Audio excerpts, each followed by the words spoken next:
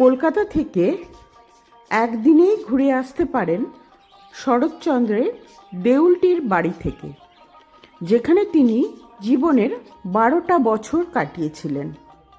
আর এই বাড়িরই খুব কাছ দিয়ে বয়ে গেছে রূপনারায়ণ নদী, যেটি একটি ফেমাস পিকনিক স্পট। এই শীতে প্রচুর মানুষ রূপনারায়ণ নদীর পাড়ে পিকনিক করতে যায়, তবে বুকিং করতে হয়। সব ডিটেলসই আমি এই ভিডিওতে আপনাদের সাথে শেয়ার করব। আমাদের জার্নি শুরু হয়েছিল সাউথ কলকাতা থেকে। কোনা এক্সপ্রেসওয়ে ধরে বম্বে রোডে উঠলাম। তারপর বাগনান ক্রস করে প্রায় 7 কিলোমিটার এগোতে পড়ল দেউলটি ফ্লাইওভারটি ছেড়ে আমরা পাশ দিয়ে বাইলেন ধরে ফ্লাইওভারের নিচ দিয়ে রাইট সাইডে চলে গেলাম টুয়ার্ডস শরৎচন্দ্র চট্টোপাধ্যায়ের কুঠির উদ্দেশ্যে। শরৎচন্দ্র চট্টোপাধ্যায়ের কুঠি, যা শরৎ স্মৃতি মন্দির নামেও পরিচিত। এটি বর্তমানে একটি সংরক্ষিত ঐতিহ্যবাহী স্থান, যা সাহিত্যপ্রেমীদের জন্য আকর্ষণীয়।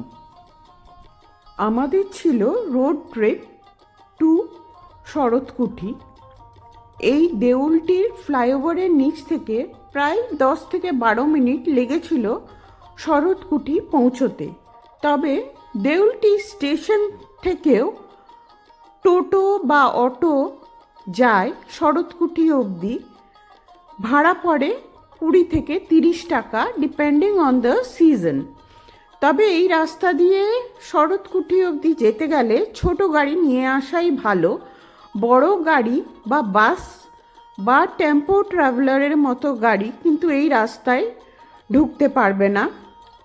পিকনিক করতে এলে বড় গাড়ি নিয়ে বা বাস নিয়ে তাহলে মেন রাস্তার ওপরেই রাখার ব্যবস্থা আছে। পিকনিক স্পট যারা ভাড়া দেয় তারা গাড়ি রাখার ব্যবস্থা করে দেয়।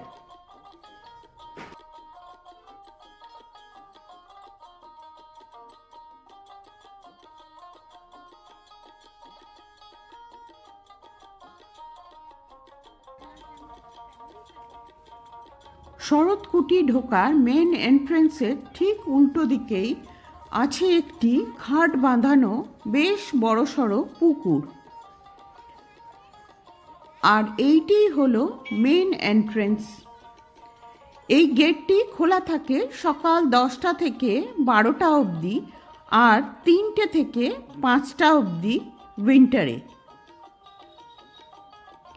গেট দিয়ে ঢুকেই লেফট সাইডে শরৎচন্দ্র চট্টোপাধ্যায়ের একটি সুন্দর মূর্তি আছে।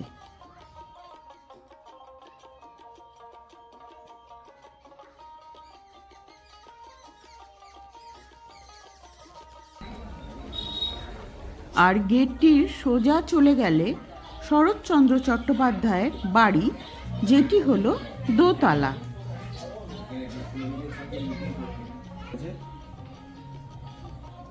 আপনি দেখাশোনা করেন। আমার উপরেই মোটামুটি সব দায়িত্ব। এই ছবি নিতে হবে, বিশেষ করে ছবি তুলে নেয়। এইটি হলো তার লেখার ঘর, যেখানে বসে তিনি লিখে ফেলেছিলেন পথের দাবি, রামের সুমতি, মহেশ, অভাগীর স্বর্গ, পল্লী সমাজের মতো কালজয়ী রচনা। এটি লেখার ঘর, এটি বৈঠকখানার ঘর। এখানে বিপ্লবীদের সঙ্গে মিটিং করতেন। রাতের অন্ধকারে হ্যারিকেন গানগুলি সব নদী পথে আসতেন। রাতের অন্ধকারে হ্যারিকেন লণ্ঠন জেলে মিটিং করতেন। তখন জাতীয় কংগ্রেসের চিহ্ন চরকা। সামনের বিছানায় বসে গ্রামের গরিবদের হোমিওপ্যাথি চিকিৎসা করতেন বিনা পয়সায়। পুজো হয়, পাশেরটা লক্ষ্মীর হাঁড়ি আর আলমারির বাঁদিকের কোণে হোমিওপ্যাথি ওষুধ। গ্রামের গরিবদের চিকিৎসা করতেন। এটা ময়ূরের খাঁচা, এখন ময়ূর পোষা নিষিদ্ধ। এই বাড়িরই পেছনের দিকের উঠোনে আছে রান্নাঘর আর ধানের গোলা। তবে 1978 সালের বন্যায় এই দুটি পড়ে গেছিল। পরে এটিকে আবার রিনোভেট করা হয়েছে। দোতলার ঘরে উনি থাকতেন। চলুন এবার দোতলার ঘরগুলো একবার ঘুরে আসি।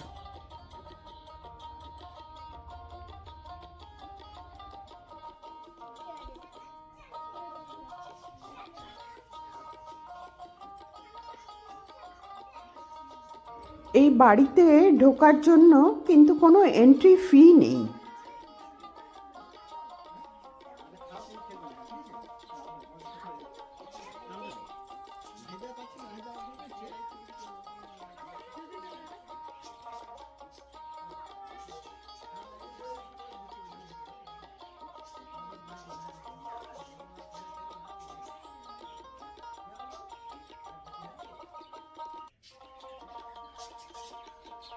এই বারান্দা থেকে আগে রূপনারায়ণ নদী দেখা যেত, এখন যেটি অনেকটাই দূরে সরে গেছে।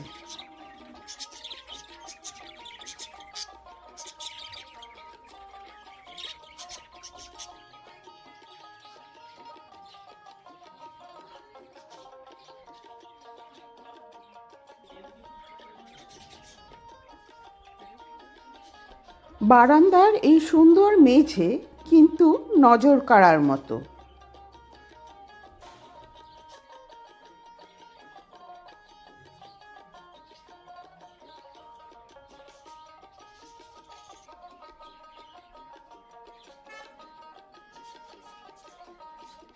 দু সালে এই বাড়িটি কিন্তু সংস্কার করা হয়েছিল।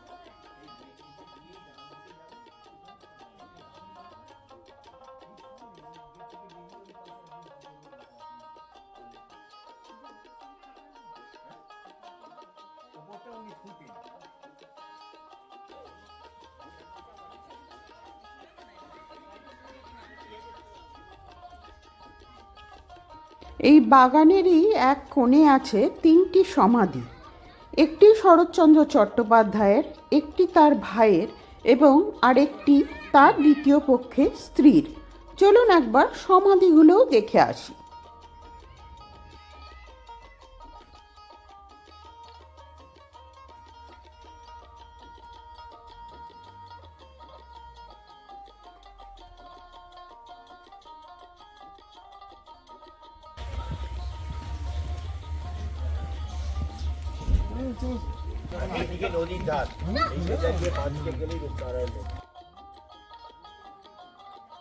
এইবারে যাব রূপনারায়ণ নদীর পাড়ে, যেখানে বসেছে প্রচুর লোকের পিকনিক এবং একটি ছোট্ট মেলা।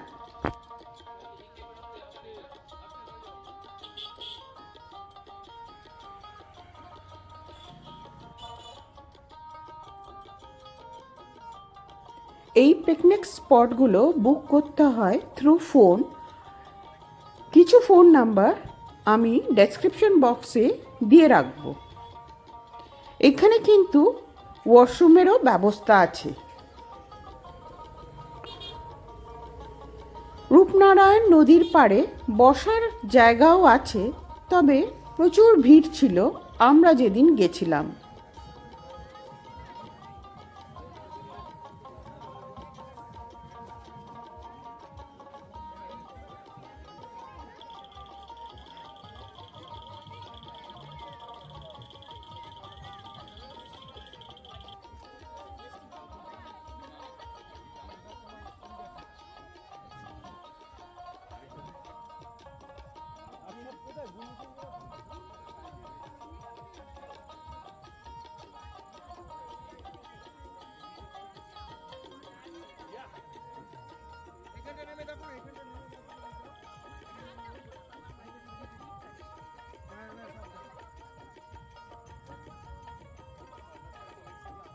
সারা বছরই টুরিস্ট আসে শরৎকুঠিতে।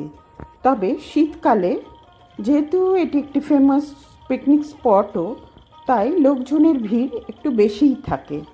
এই শীতে ঘুরে আসতে পারেন শরৎকুঠি থেকে। So stay in touch with Soma and her passion. See you all, my friends, and love you all. Bye.